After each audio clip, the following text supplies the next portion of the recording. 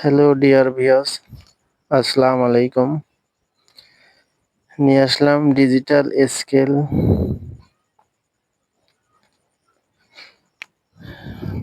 পয়েন্টটা অটোমেটিক উঠতেছে। লোড দেওয়ার পরেও কিছু সময় ওঠে, কিছু সময় নামে।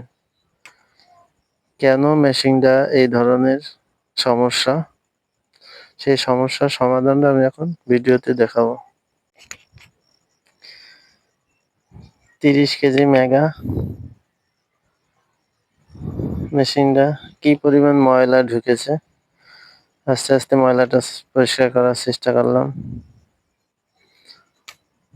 এবং যখন চালু করলাম মেশিনটা সাথে সাথে ওঠানামা করে এবং বাটখারাও যদি দিই 10 কেজি সেই ক্ষেত্রে ওঠানামা করে। আপনারা কি করবেন সেই ক্ষেত্রে আমি ভিডিওতে দেখাবো। মূলত সমস্যা আছে সার্কিটটা চেঞ্জ করে ফেললাম।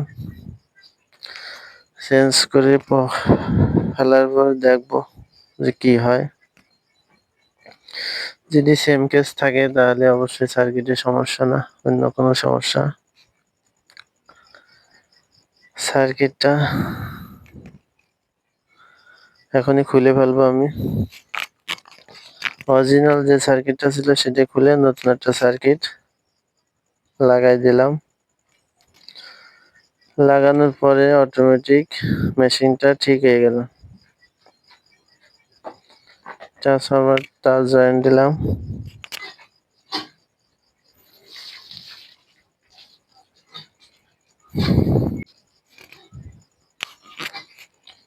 সার্কিটে সুইচে তার লাগালাম এবং চালু করলাম। চালু করার সাথে সাথে দেখলাম যে লোড নিচ্ছে কিসে, প্লাসে লোড নিচ্ছে, তাহলে ঠিক আছে। আবার চালু করলাম মেশিনটা এবং 30 কেজি লেখা আছে, অটোমেটিক লোড বন্ধ হয়ে গেছে। তার মানে মেশিনটা সার্কিট পাল্টে দিলে ঠিক হয়ে গেল। এখন আমি ক্যালিব্রেশন কিভাবে করব সেই জিনিসটা দেখাবো। প্লেটটা লাগাই দিলাম, ক্যালিব্রেশন দেবো এখন আমি 86-20 টিয়ার। এবার বাটখারা দেবো, আবার টিয়ারে চাপ দেবো, দিয়ে 10 কেজি লিক আউট হবো। টিয়ার যে কয় কেজি মেশিন সেই কয় কেজি লিক আউট হবো। টিয়ার 1 টিয়ার।